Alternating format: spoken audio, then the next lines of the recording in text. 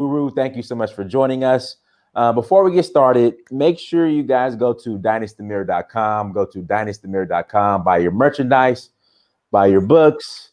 Also, while you're there, make sure you subscribe to our email list. Again, join our email list so you guys can stay up to date in regards to what's going on with Dynasty Mirror. Also, like, share, and subscribe to the content. Like, share, and subscribe to the content, guys. We would really appreciate your guys' support. So today, we're going to be discussing why there needs to be a Nigeria year of return, the importance of it, why it needs to happen, why we have to see this thing through.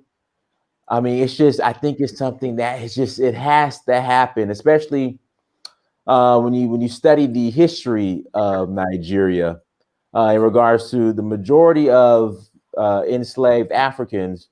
I mean, they came from the area, the country known today as Nigeria. Also Nigeria has the largest diaspora out of all the black nations on this planet. So, it's just, we have to have a year of return. It has to happen. And, we're going to talk about this, and we have some special guests. Mr. Wumba and Labi is on with us, and then Prince Mega and Charmaine Abodedele is also on with us today. So, we're just going to have the conversation. We're working on it. I would love to see this happen next year. Okay. And also, before I get into that, great news. They're going to open up Murtala Muhammad. So Nigeria is going to be opening up soon for international flights this month, from what I'm gathering. So they just released some news today or yesterday. So I'm happy for that. So, I probably won't be back on the continent until October. In fact, I was supposed to be in Nigeria next week for the Osun Festival, but that got canceled. Yeah. So hopefully I'm back 10 toes on the ground finally in October. That's the plan. October, I will be back in Nigeria. So I cannot wait. So Prince, we'll start off with you. If you could introduce yourself and your lovely wife. Okay, I'm Prince Mega Abodedele, and this is my wife, Olori Charmaine Abodedele. Okay. Hey, are you you're currently in the UK, correct? Yes, we're in the UK right now. Are you guys back open, or is it still locked down pretty much, or? It's kind of coming back slowly but surely, but not fully operational like it used to be.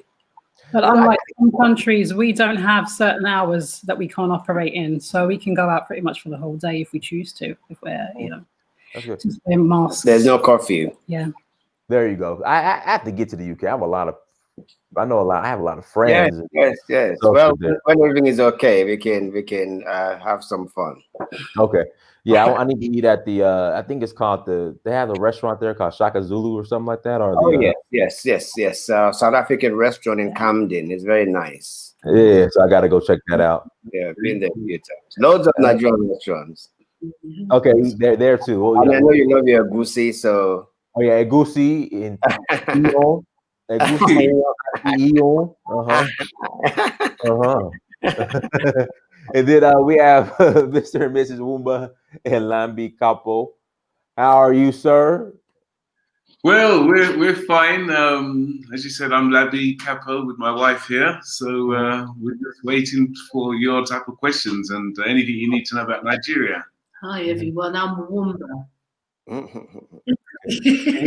you guys are in South Africa, correct? Or Yes. We're in South Africa. But we have curfews here. We had a curfew at 9 o'clock, and they've just made it till 10. Okay.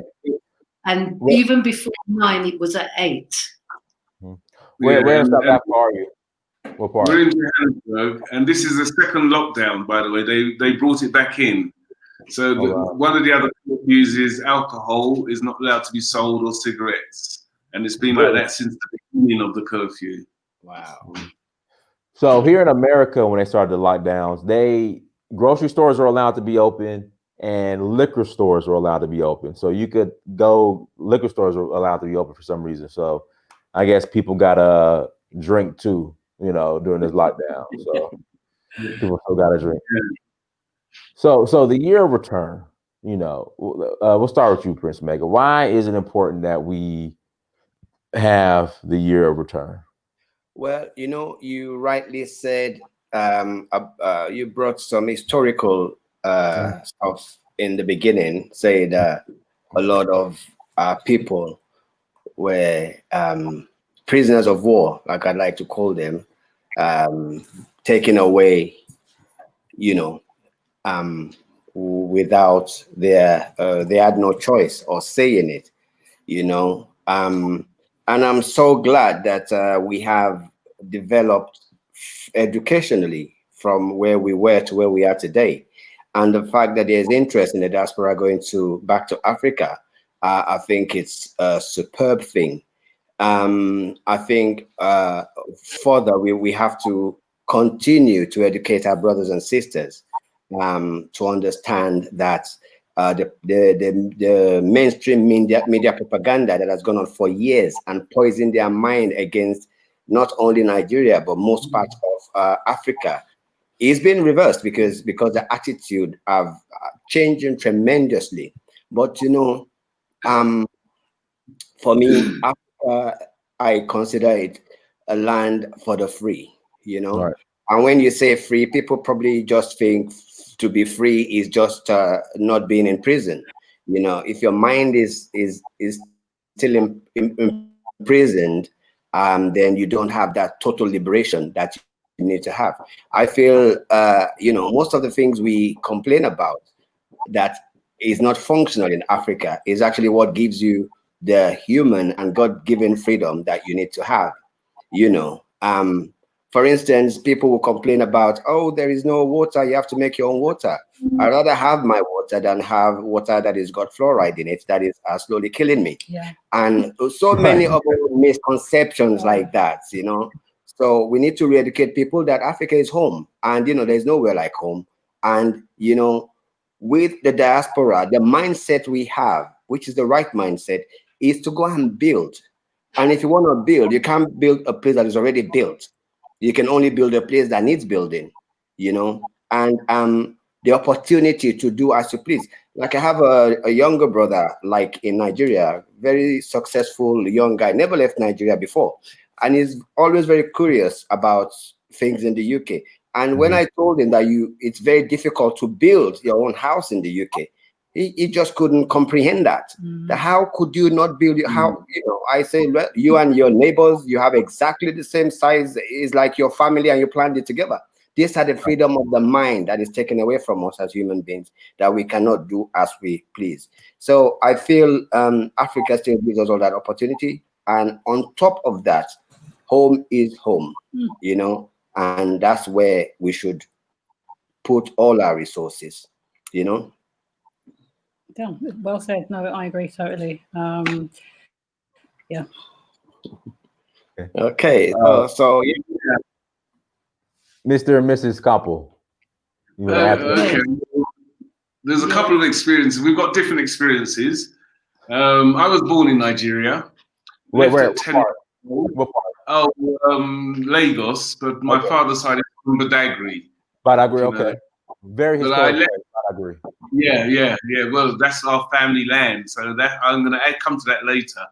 But I left at 10 months old. My mother and father went to study in Geneva, and from Geneva, we moved across to London, and that's where I grew up. So I didn't come back to Africa. For my first visit was in 1986. That many years ago, and I've been coming backwards and forwards since, and I've now been living in South Africa up to 18, together with my wife, with our children as well, up to we're coming up to 18 years in November in South Africa. But look, we plan to go back to Nigeria and to live in Nigeria, and just like Mega just said, we also plan to build as well. And it's interesting that what Mega just said about understanding that the houses are already built in Europe, and you're buying a house that's already been built, but not everybody in Nigeria understands that concept at all. Right. So, question. There's a question in the chat room. Oh, Miss Labi, go ahead, Miss Capo. I'm sorry. No, I'm Wumba and he's Labi. Yeah. Oh, okay, Miss Wumba. I'm sorry, Miss Capo. Yeah, that's right. Okay, yeah. I'm just like, okay, sorry about that. Anything you'd like to add? Yeah, my background is my family's from Jamaica and Cuba, and obviously I grew up in London, and my upbringing was more, I would say, on a culture basis, because there was things that was happening in my household where amongst many of my friends it wasn't the same. Even though I'm not saying my parents knew a lot about Africa, but in terms of the way we were in the house, what we listened to, how my mother dressed her house, it was very culturally around us. And so for me, it was like I knew I was going to come to Africa before I even knew my husband. Okay. You know, it's, I don't know, some people will call it a calling. I don't know if it's a calling, but I just knew that I was going to be home. It was just within me, and we traveled around Africa before we settled. In fact, we really wanted to be in West Africa, in Nigeria. So before we settled in South Africa, we traveled Nigeria, Ghana a lot, and by road, Benin and Cotonou and Togo. And what really made us settle in South Africa is because of the infrastructure that South Africa had, in particular for the kind of industry that we are involved in. What do you got involved in? Specialist area. We are involved in mineral industry.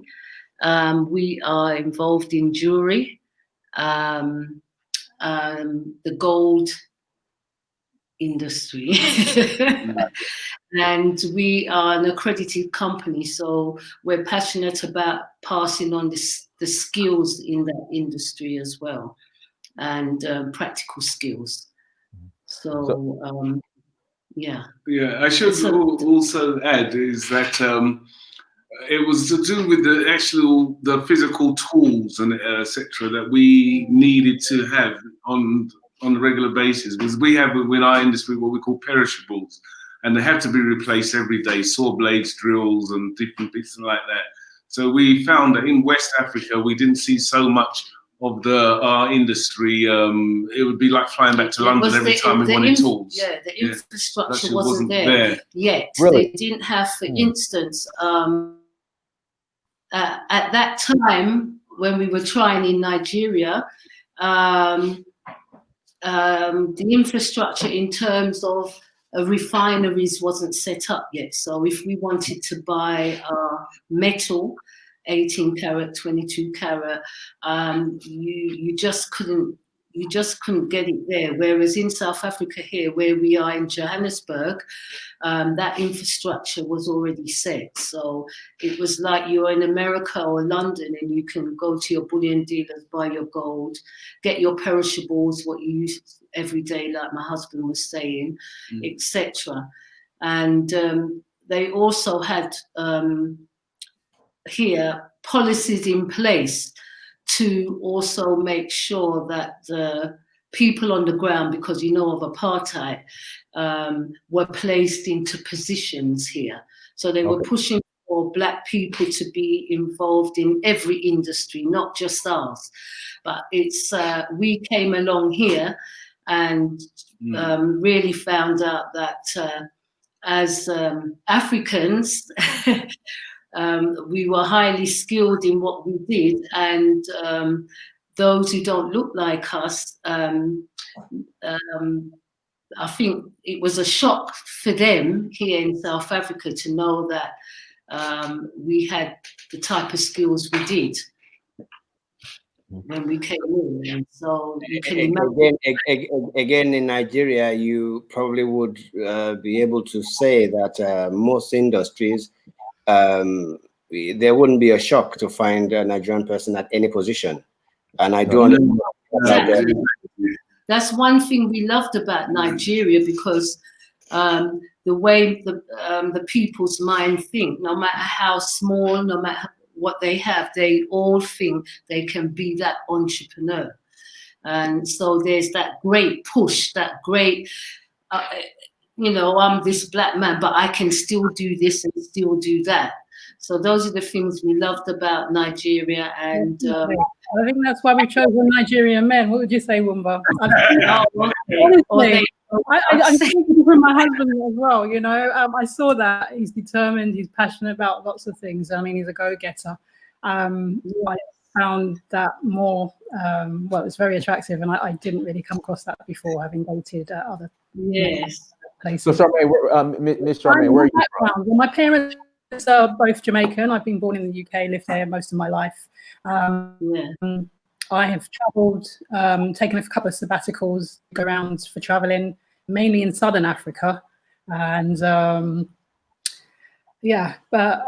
in the UK for most of my life. Got the career here, obviously, got my husband, got my family, happy for most of my achievements, definitely, but feel that we need something more. As a family unit, I think we want to do more, we want to be fulfilled, and I don't see that we can do that in the UK. I also feel for people with creative minds, I think Nigeria is a good space for creative minds. Our opinion is that human beings are created to create. Right. And I think when you spend, I gotta write that down. I say I gotta write that down. Go ahead. Human beings are created to create, and when you spend so much time in these spaces they call the Western world, your creativity is taken away from you because you're trained to spend your life fulfilling someone else's dream. That's it. So I think that's what we need.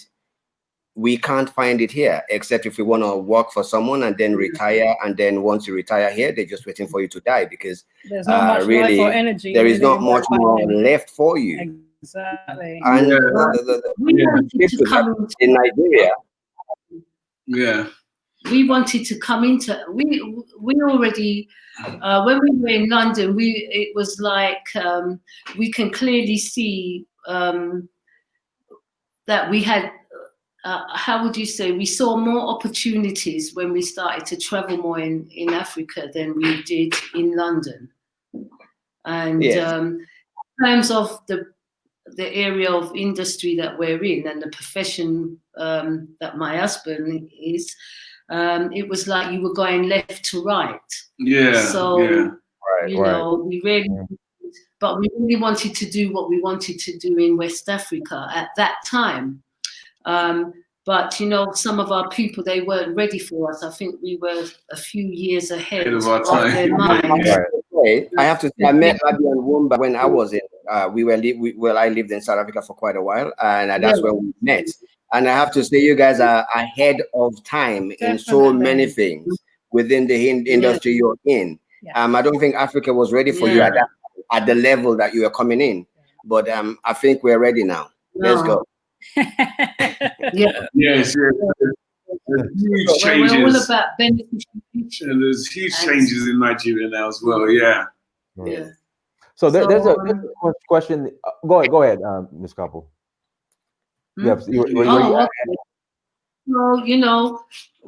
As much as we've been in South Africa 18 years, and South Africa is a beautiful country and everything, we still yearn for West Africa.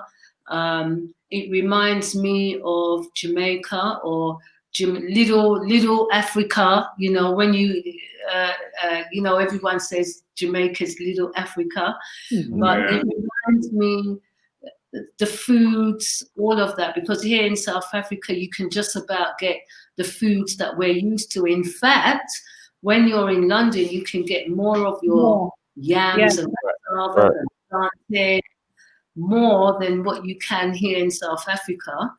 And also the other difference is, what I love about Nigeria is all the huge markets. Oh yeah. I'm one of the women who prefer to shop in markets, my essentials, foods and stuff, more than going to a supermarket.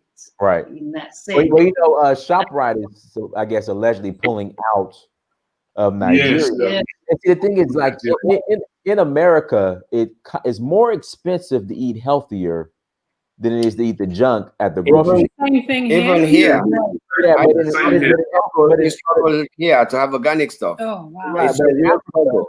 you could go to the market and get everything fresh for dirt cheap. Yeah. This is part of the education I talk about. Course, it looks This is Uh-huh. part of the education because people who have the healthy food, they don't think it's cool to go to the market. They think it's cool to go to ShopRite. Right. You know? Yeah. You know, Yeah, it's in reverse. I think you know, in their mind, they've become Western. It's so maybe like they feel cool, you know. modern or Western or whatever it is to go to these stores. But well, for me, I'm old school, and but markets. I mean, it's not just about shopping. It's about the connection and meeting. Everything, yes. The whole experience. Yes. It's all the different the energies that go on, and it's so identical to what you would see in Jamaica with the women running the markets in the same way. Doing what we do. That's what we used to do. This is what we'll be doing. Yeah. We haven't seen each other for so many years, but yet still on a survival level, is identical in terms of how we survive, whether it's in the Caribbean or whether it's in Africa, at the level of, you're just trying to make a living if you've not got a full 9-to-5 job.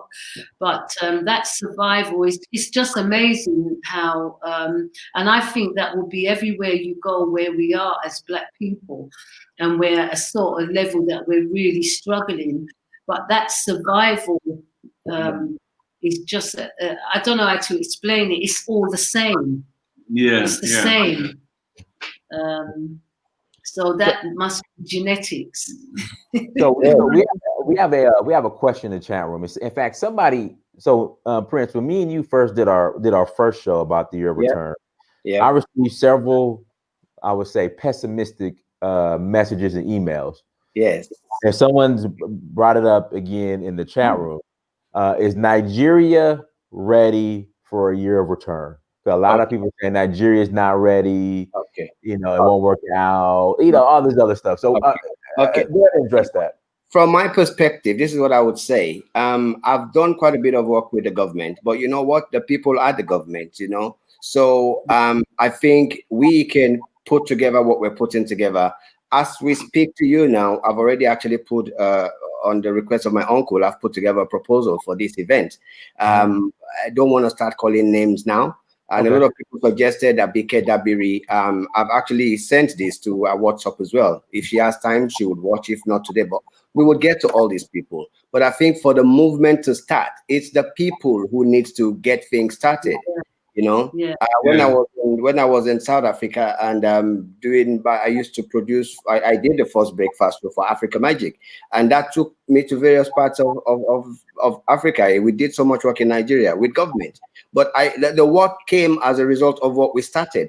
If I went to them and say, "Hey, this is what I do. Can I work with you?" I'm sure I wouldn't even get to see them. But we put something on ground that meant they were contacting us. I feel this is a good energy we're all bringing forward to make this happen. And I think we are the one who would kind of go to government and say, these are the people we have on board. This is what we want to do. We need you to come on board. I don't think we should leave it up to government. I think as citizens or people of African descent, we also have a say in what we want to see happen in Africa. So I say, let's start the ball rolling, and I can assure you that we will get this message to the right people in government. Okay. Mr. Labi, you want to add to that? Well, where can I start? All right, look, I'm originally from Badagry, my father's side. So literally the land of where you're going to cross the water that says the point of no return, where many Africans were prisoners of war. Prisoners of war. Sorry. And my family, literally, they would have had to walk past our family, literally, every day. So we were there in January, where we were looking at the same route that many people are going to go and visit. We did actually see some Africans, brothers from America, who happened to be there, and they were there for a particular event as well. But they just happened to come to that location where many people cross, and we would like to play our part of our brothers from the Americas to come back. For my part, anyway, my great grandfather, who was from the same area, I'm talking about Badagry, was there. He was converted into Christianity, where they sent him to the UK, England, in the 1850s to become a Methodist preacher at Baker Street. So we do have a history, and hey, I'm almost like a diaspora, as I left so early anyway. So I'd love to be there and play the part of welcoming our brothers and sisters who want to come back home. Yes, and as I said, and to live, so we can all play our part together, as we're already in Africa anyway. Yeah, I know everyone hears about Ghana a lot. There's a lot of talk about Ghana, and we were in Ghana 20 years ago. And it's a beautiful place and everything. We love Ghana. But we must also remember many of us left from different points of West Africa, and it wasn't just Ghana. And in Nigeria plays a huge part of people leaving, as well as inside Africa as well, because people traveled from Congo all the way down, where they took our people, imprisoned our people, and then took them into slavery. So Nigeria plays a huge part in there. And at Topo Island, they do have a few people who know the story visit there. You know, they have a place where they kept our people before they took them overseas. That's still there, and small things in terms of the memory of that. And it's important for us to do that returning, because what I realized, there's many of our people also on the continent and in Nigeria that don't even understand the history of that. No clue. It's been deliberately blocked out of their minds, because I've talked to elders about this, and it was told to me that it was something that it was not spoken about. Can you expand on that? Why wasn't it not spoken about? Can you expand on that? I think maybe because I didn't really, because they're elders, you know, I didn't push it. And I think, I don't know if it's to do with embarrassment as well as, you know, as our elders, as Black people, wherever we are, there's loads of things that happen to us, whether in America, wherever we are, and it's so painful that they don't want to talk about it, but they need to talk about it.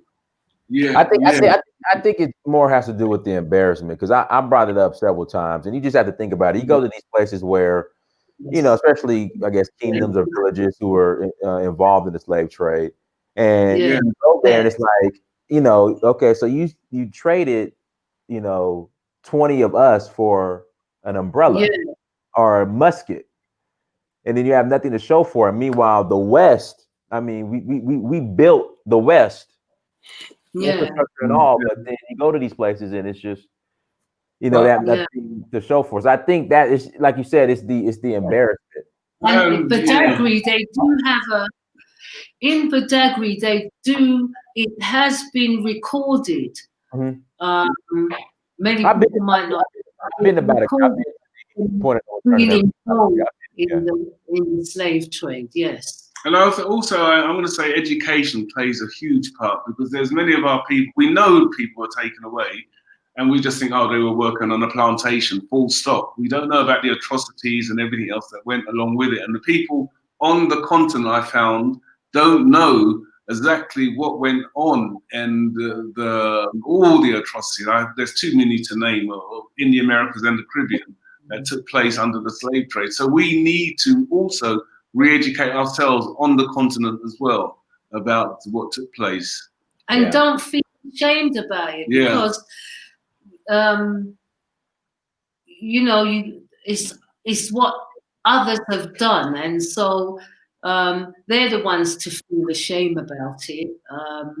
We just really need to heal ourselves on both sides. Very, very correct. I think definitely history has been distorted, and I think what we think we know, we really don't know. I think the Western people, they forget the word evolution also applies to Africa, because we talk about barbarianism. I think no one can beat what the United Kingdom, Britain did, you know, but they have evolved. Yet Africa cannot evolve, because they still talk of Africa in the same terms of where back then. They forget that before they got to Africa, there was a lot of civilization. They caught and started from where they wanted to start and present us as what we're not, you know. So I think the diaspora has a lot of role to play in sort of Africa we all want. Because very rightly, you'll be very surprised that the way some of our brothers on the continent actually see Africa, you'll be very shocked. You know, you feel they have much more, you know, borrow me a word, please. They have much more, let's say, interests in Africa. Surprisingly, what we see, they don't see. So we have to help them see what they have to see. So it's a two-way street. You mean right there? Because in Africa, when they come amongst us who are in the diaspora, have said they've learned a lot of things when they've left Africa about ourselves as Africans than when they were home in Africa. Very true. Very true. Very true. I've had to, because of my industry, I've had to give lectures as well about the jewelry industry, what we were doing also in Africa before the colonization. So how I've done it, I get pictures together, and I've had to show the kings and queens wearing their crowns. And one of the pictures down here in the southern region, Monomatapa, one of the kings. And you see him there. He's a king in 1440, and I've had to bring him out, and you see him with his gold crown and his mace over his shoulder, all made in gold. So with jewelry on. I mean, so obviously there was goldsmiths here before colonization. So just as an example, because at that 1440, the Europeans haven't got here yet. So we made this ourselves. Well, that's why they stole a lot of these things to bring back to showcase, isn't it? Yeah, that's true, because the Europeans actually drew pictures of what they saw when they got here. So it's not like they're making it up. They drew the picture themselves. And I was able to show people here the earlier type of jewelry that we were wearing before the colonization period. What we're going to do, guys, we're going to go ahead and open up the lines. We'll take a couple questions. So I'm going to email out the link. If you guys want to call in and ask your question, the email is uhuru@searchforuhuru.com. Again, uhuru@searchforuhuru.com. Send me an email and I will send you the link, and then you guys can call in and ask your question. Why do you think an event like this hasn't, I guess, taken? No, in fact, let me back up for a second. In fact, let me show you guys something. So this was in my father's collection. So my father had this old ebony magazine for a Festac. Wow. Yeah. My dad had this old. My mom sent it to me. Remember that? Yeah. This is that was a coming together. I remember very well. This is the original one. My dad my mom sent this to me that my dad, she found it in my dad's collection. So it seems like Nigeria has had its year of return somewhat before, but it just kind of just stopped, I guess. Why is that, do you think? Because the people that travel outside of Nigeria don't really talk about the traditions that might take place. And then even if some of these things take place, you would find that themselves really don't know too much about it. It's quite interesting, Nigeria, in terms of diversity of people and how would you say, the diversity of things in Nigeria that takes place. And at the same time, when people travel outside of Nigeria, it's like, I don't know if those things are forgotten or they just don't want to touch on them at all. And that could be because of other things that's come along from the missionary times that have interfered with how we look at our cultures.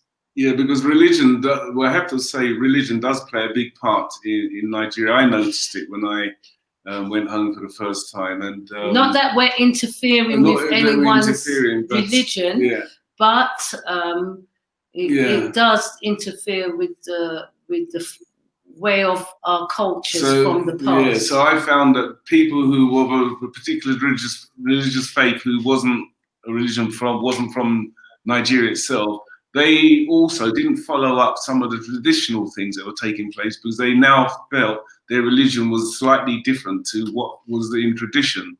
And as I said, I didn't grow up there, but it seems strange to me. And I found it was very strange that not everyone knew the traditional parts of our culture because of the religion had now come in between. You can find that in many parts of Africa anyway. Yeah. But because of the people, and when you're in Nigeria, it's so diverse and you can still see traditions as well as all other way of religious beliefs. It's just interesting how they don't proudly talk about culture before missionaries. Right. True. I want to put it that way.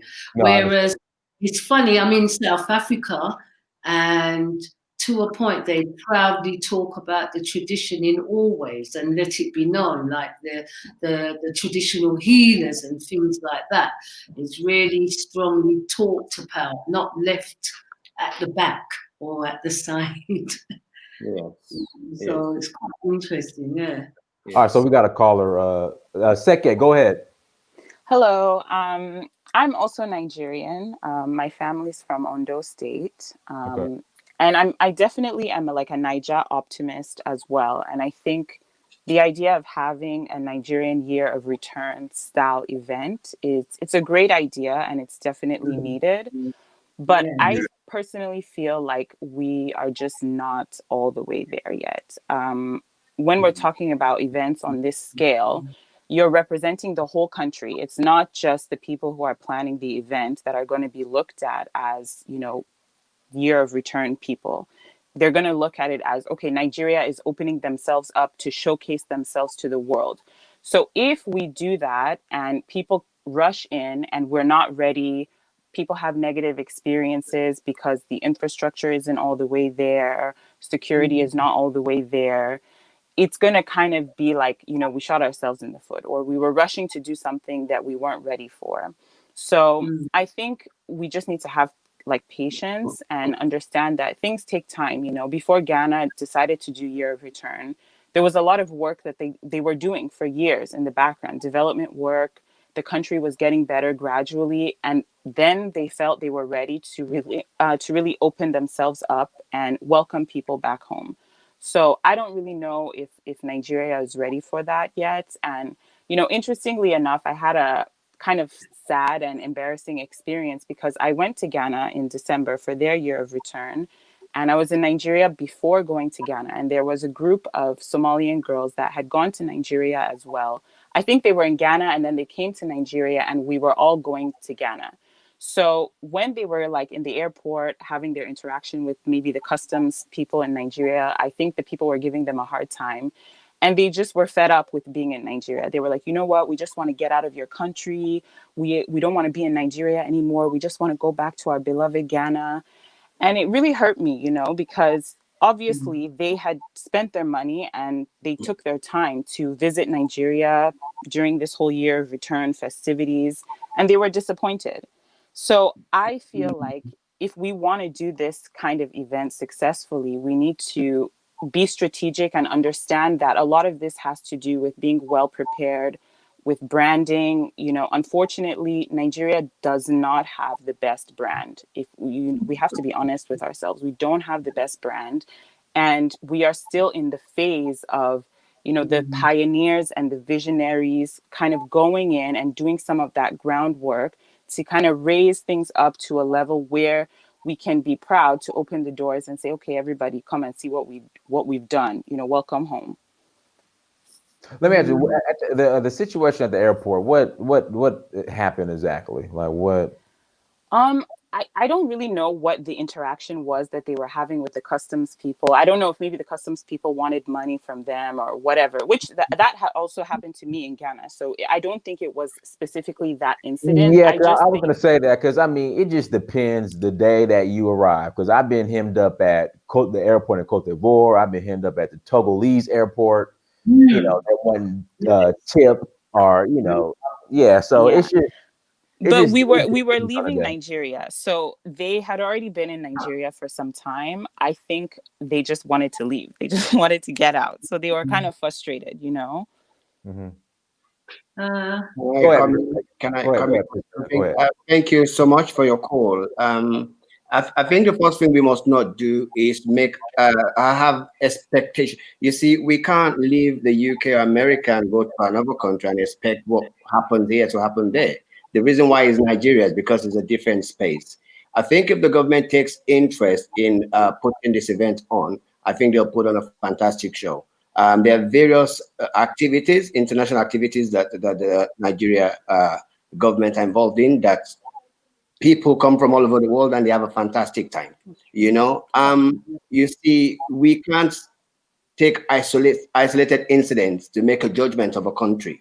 Nigeria has got whatever you want to call a reputation, but also I would always say to you, you know, there is good, bad, and ugly everywhere. And what we experience in going somewhere else is the difference in that somewhere else. So if you're leaving a country expecting what happens in the UK, Nigeria, I think you'll be very disappointed. If you're going to Nigeria, you're going to Nigeria, not the UK. This is why you're going for a different experience.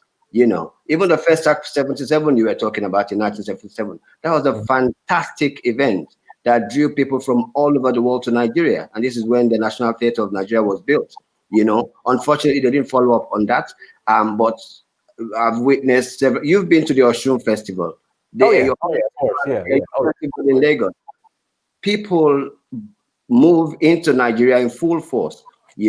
So if we interest the government of Nigeria and they want to be part of this, I am very confident that they will put on a fantastic event.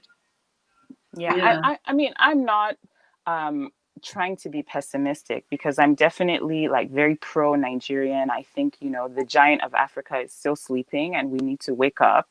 But I don't want a situation, all the things that you're saying to me, like, it's not me that's going to be the one coming back home for the first time or maybe going to the African continent for the first time. The people who are going to come back to Year of Return are people that you have to at least try to meet up with some of their expectations. So I just don't want a situation where we put all of our hard work together to do this event and then it ends up backfiring because people don't have a good experience, because there are things beyond the control of the event organizers that have a negative impact on what we are doing and that kind of thing. You know what I mean? Okay. Yeah. Thank you. But we have a lot of white people doing business, holidaying, and residing in Nigeria. Yeah. Somehow they're able to live with all these conditions that we always complain about, and they are okay there. You Yeah, know, I definitely. don't see why our people would have a problem with Nigeria if they have an open mind to know they're going to have fun. Anywhere Yeah. you go with a preconceived idea, you would find what you have on your head there. Whether it's there or not, you will find it. If Yeah. you're going to Thailand on holiday, you have it in your head that I'm going to have fun. That's what you're going to experience. If you're going to Nigeria and feel, oh my God, I'm going to experience trouble, you will experience trouble because mentally you have called the trouble, you know. But I really don't buy the idea of the infrastructure, this and that. Yes, is not as what you experience in America. Again, this is why it's called Nigeria, not America. Yes, we have work to do to build up to that. We have to come together to do that work and build it and get it up to there. You know, Nigeria is not UK, neither is it America, so you can't want everything here to be there. And when we talk about development, sometimes I really think we get it wrong. And I think as African people, we are mentally we're not awake anymore because the idea of development cannot be from one perspective. It cannot only be the white people's perspective of development that is called development. There could be development of various types. The Yeah, I development agree. could be not skyscrapers. Go to Botswana, for instance. I've done so much work in Botswana. I've been to Swaziland. I'm sure you guys have been to Swaziland. Botswana is what I call Africa, true Africa, real Africa, because they pride themselves on their culture. You wouldn't see the Western type of development there, yet it's very developed culturally in an African kind of development way. So we need to know that the Western way is not the only way. We are African people and we have a way. So we have to get used to that mental as well. You can't leave the UK and expect UK in Nigeria. It's not going to happen. And also too, when we talk about the security situation, I mean, I doubt we're going way to the north. I mean, I don't have any plans to go to Borno State. No, no, we're not going up there. But even outside of that, I would say the security situation in Lagos are is way safer than I would say New York or any of these major cities here in America.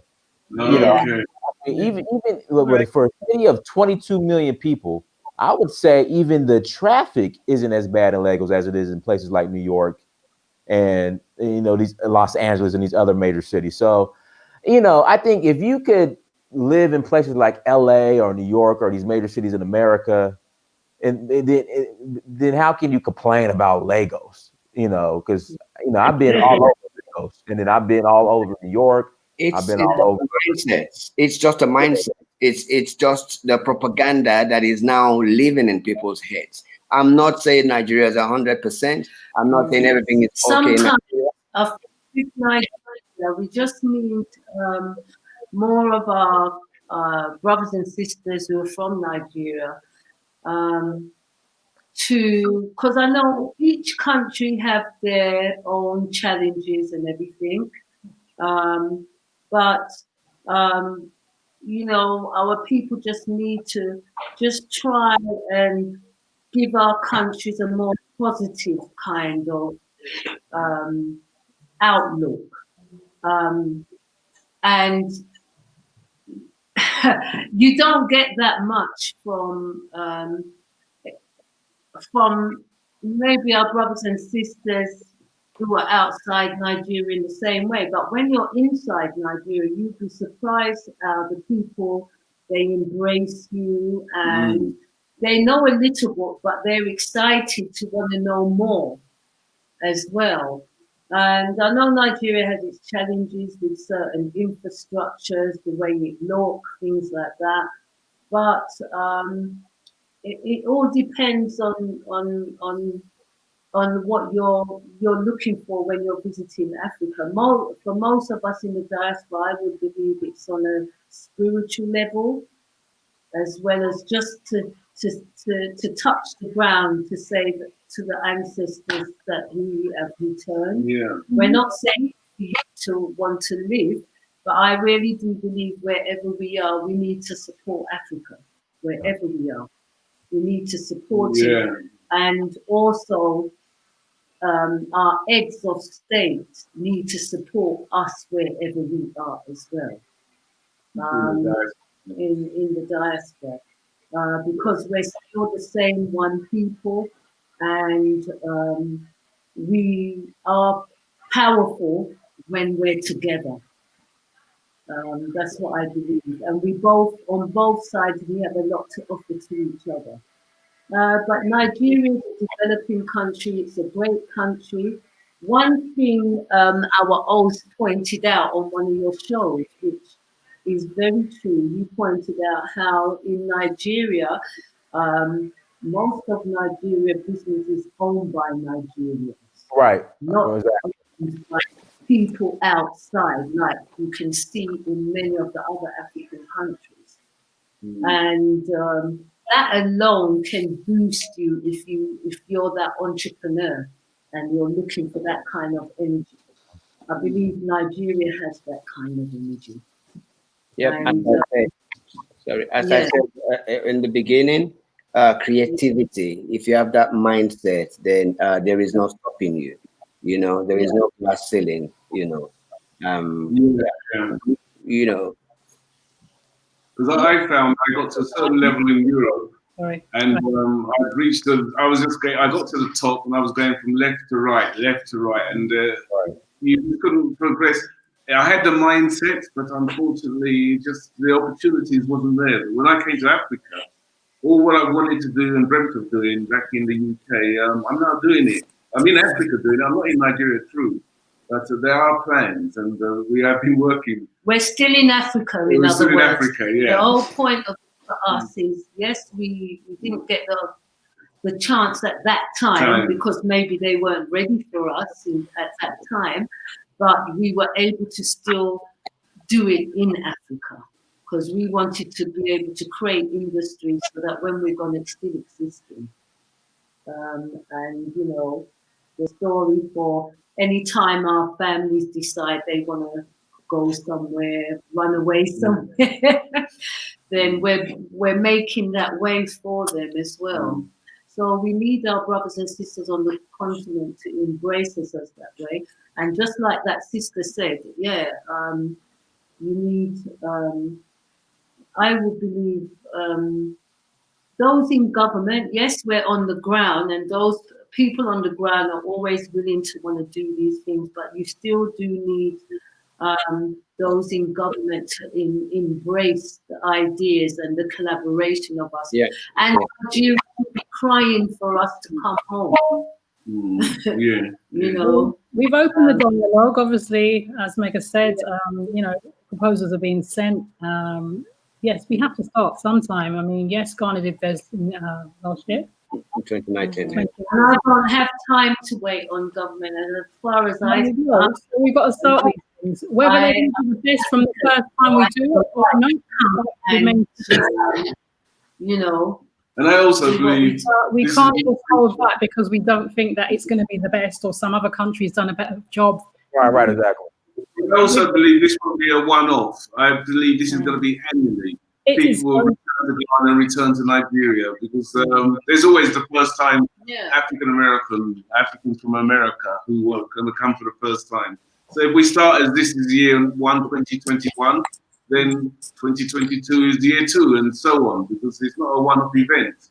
We've met people from America who have come for special festivals that take place in Nigeria. And they told us straight they come every year.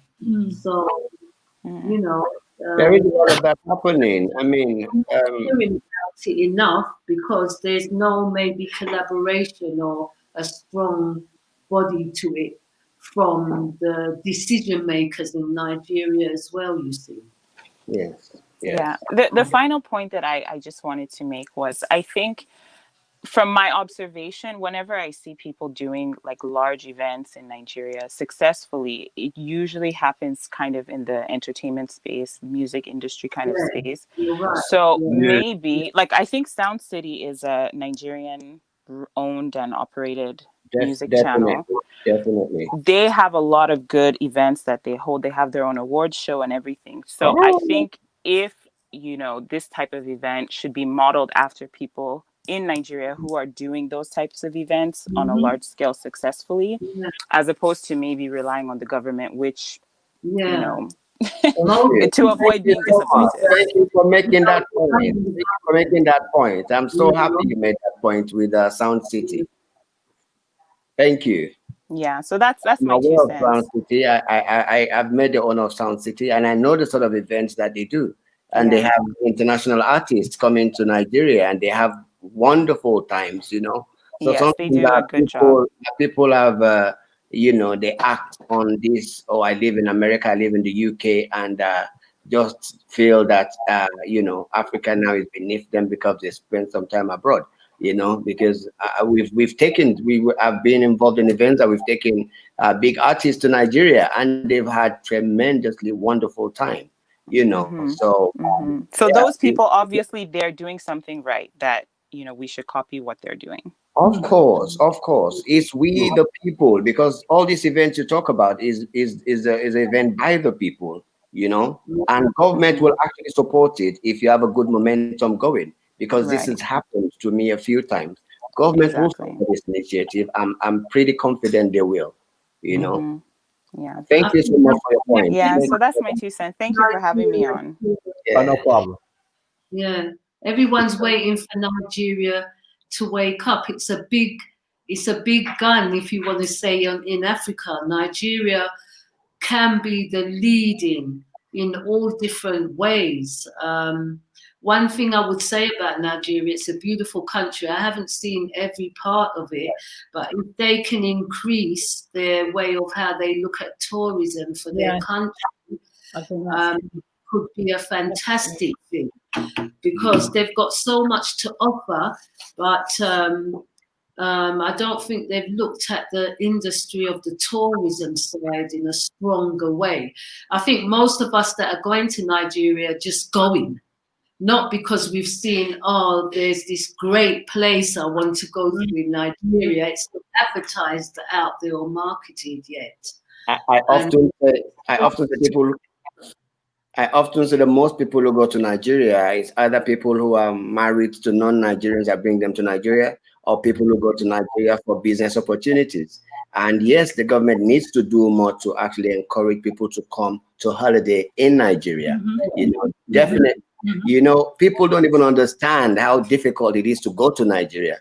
People don't understand how getting a Nigerian visa, how much it costs. These are things the government needs to take part in and make sure they make it a process that is, that is more simpler for the average tourist to want to come. I remember my mother had her 80th birthday in February, and we took some friends with us. Oh my God, they could not believe how much a Nigerian visa costs. half their spending money almost. They actually lowered it. So they have to. If they want to attract tourists, they have to deal with that. But I also have to add this, which Nigeria, as we know, is got very, very huge country, close to 200 million people. Right. So when we sometimes compare Nigeria to Ghana, I think it's a bit of a I mean, Ghana and Lagos are the same from a population perspective. Ghana relatively has a lesser area to manage. Nigeria is vast. Not saying that means it shouldn't work, but I say that makes it much more difficult to manage. Because it's much more everything. Ghana is Lagos.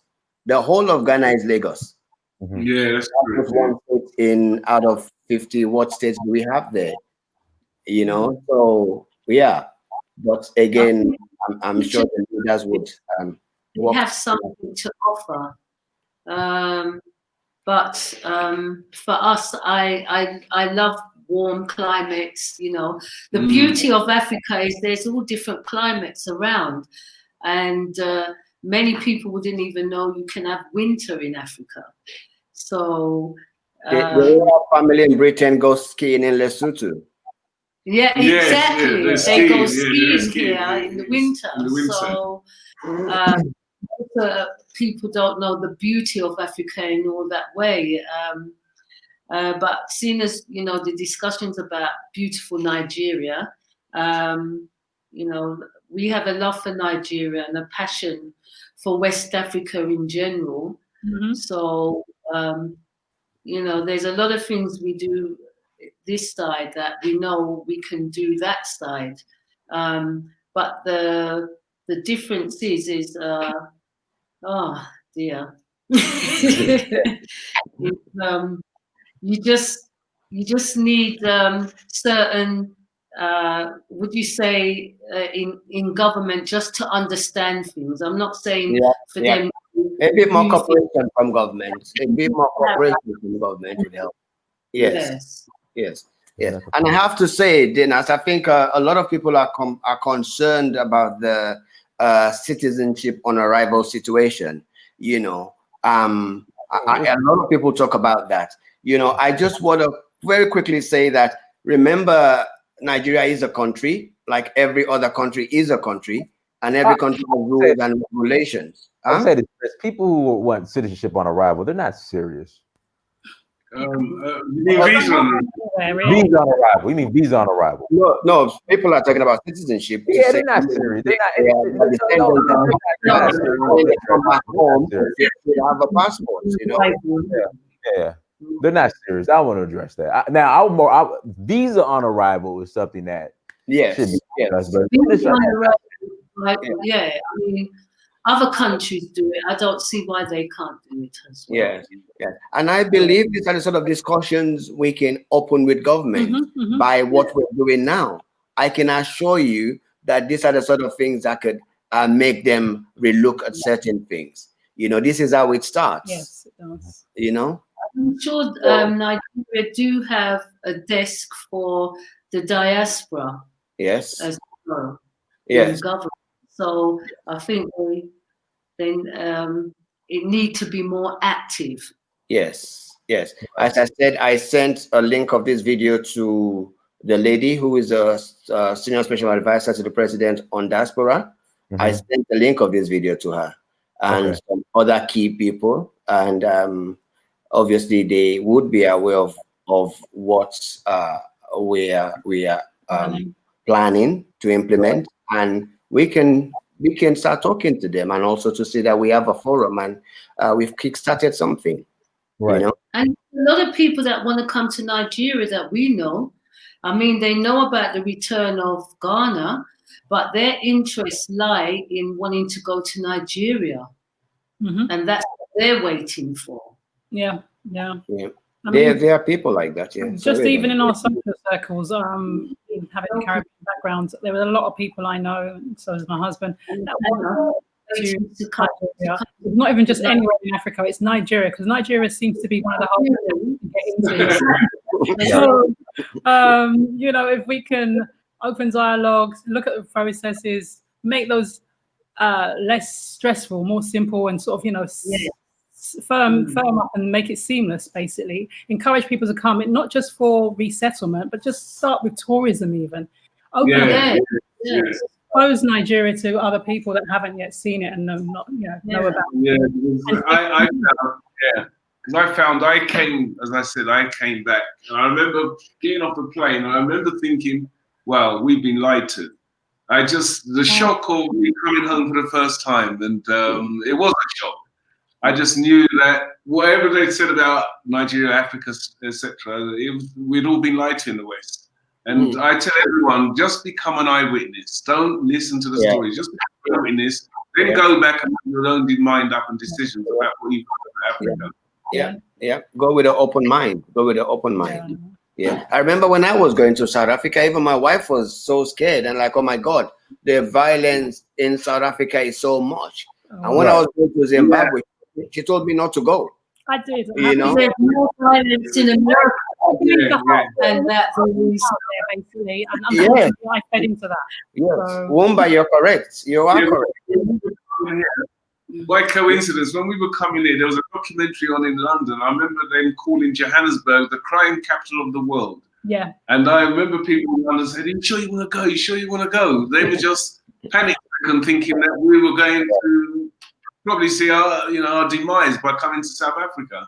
Right. Or when we were in Nigeria, and there was a problem in where was it? In the north Africa, not Nigeria. Now this is outside of Nigeria, somewhere a few countries away, and people were phoning to find out if we were all right. So that tells you they don't know the geographics of the continent. For a lot of people. There's a lot of misinformation. There's a lot of misinformation. When I first came back, also I know it's not a nice thing to say, but the Ethiopian famine was on, and back in 85, 86, and I remember people asking me, was there enough food in Nigeria for me to eat? Because in Ethiopia now, with these countries probably 4,000 miles apart. And but that's just the sort of, anyway, we could tell you many stories along those lines. But I'll also say this to you, because if you watch CNN up till today, that same boy with the big belly and is so skinny, that same boy from how many years ago? They still managed to find that boy, which I haven't found in any country. I go in Africa. So we need to ask them where they find that boy so we can go and help him. Because with all the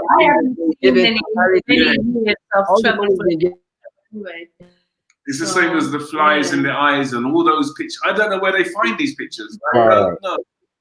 Serious rural places where there's no right into the bush, if you want to say. So we spent a good 6 months in the bush in Ghana, and I still haven't seen anybody like what we see on CNN and those pictures.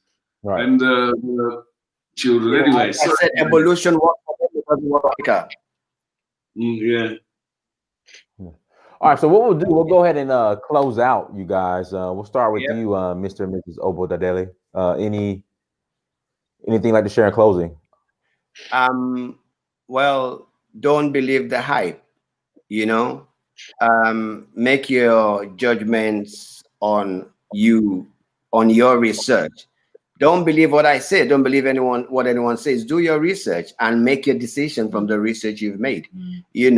Africa is the future. Africa has always been the future, apart from the propaganda and the brainwash that people have bought into. If people begin to wake up, then they will know that Africa is the future. And just to tell our people as well that the global financial reset coming up, they need to wake up and they need to understand that they can't just be asleep throughout and be caught out in everything. We are so not with. It's just I say that human beings are actors acting in a movie they didn't audition for. So everybody is in a movie and they don't even know they're in it. So you have to wake yourself up and bring yourself out of that movie. So anything you want to say, Danny? Yeah, I know obviously the subject or topic for tonight was, why is it so important that Nigeria has this year of return? I think we should have, and I probably need to do that on closing now, just say that it's for Africa to have years of return for the diaspora, not just Ghana, not just what we're planning obviously in Nigeria, but I think Africa needs to do that. It needs to welcome, it needs to invite the diasporans home. And from there, there's no stopping, seriously, because when we mobilize and when we put our energies and efforts together, we can accomplish anything. Capo, anything you'd like to share? I'd like to say to return, come back home to Africa. We originally were all from Africa anyway, and most recently the people in the Americas. But I know Europeans say here, they say they're African in South Africa here. And I know it sounds strange to us, but I heard it for the first time. First in London, so I met South Africans who came there and said they were African. This is white South African, saying they're African. But sometimes our own people, black people themselves, have an issue by calling themselves African because they haven't been home and they have huge gaps in their head. But I'm saying, look, welcome home. My family, as I said, we're from Toko Island, and that's the island that many of our people had to walk across to get onto those ships to be taken away. Many of the war. So I'd love to play my part now in saying welcoming our people, brothers and sisters from the diaspora, to welcome home, and to you, Prince Dynast, welcome home again, because I saw your show that you did with Prince Mega, very interesting. How many more people are there like you who want to do what you're doing? That's what I'd like to know. I think they're out there. I think they're out there. Yeah, it just to be honest, I think the issue is the route I took. A lot of they don't want to take. So I started with the culture and in the kingdoms and the villages. They don't want to start there. Yeah. It's like, so I kind of been doing like I'm been like a pioneer because I started like I didn't start in the cities. I started in the villages and the kingdoms, and that's where I started. You know, I worked my way to the city. You know what I mean? So we can take them straight to the city. Tell them not to worry about that. yeah. Take them straight to the city. Take them to Lagos City. So everyone, thank you so much for joining. Like, share, and subscribe. My wife's going to end up, but well done, Prince, for making that journey home as well. And bring a many more brothers and sisters when you next go again with you. I will. Everyone, thank you so much for joining. Like, share. Miss Campo, you want to say anything? Yeah. I'll just say to everyone, come for the first time. Come and see for yourself. Don't worry about languages, because I've been asked when I'm in London, how do I communicate? But you must remember, whatever country you go to, if you speak French, there's countries that speaks French in Africa, they speak English, they speak Portuguese, as well as many other African tongues.